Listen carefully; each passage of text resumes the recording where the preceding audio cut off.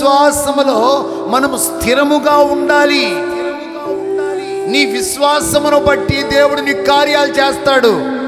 నీ విశ్వాసాన్ని బట్టే నీ పిల్లల జీవితాల్లో కార్యాలు చేస్తాడు.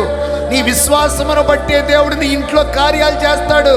అందుకనే మీ విశ్వాసములో మీరు సోలిపోవద్దు, విశ్వాసములో అలసిపోవద్దు. ఒక అమ్మాయి విశ్వాసముతో ఆయన వస్త్రపు చెంగు ముట్టుకుంది.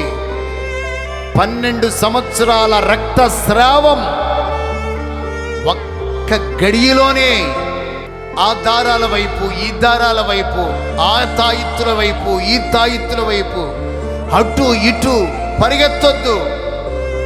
దేవుని మీద ఆధారపడిన వారిని, ఆయన యందు విశ్వాసం ఉంచిన వారిని ఆయన ఎన్నడు. దేంట్లో స్థిరత్వం? విశ్వాసములో స్థిరత్వం, బుద్ధిలో స్థిరత్వం,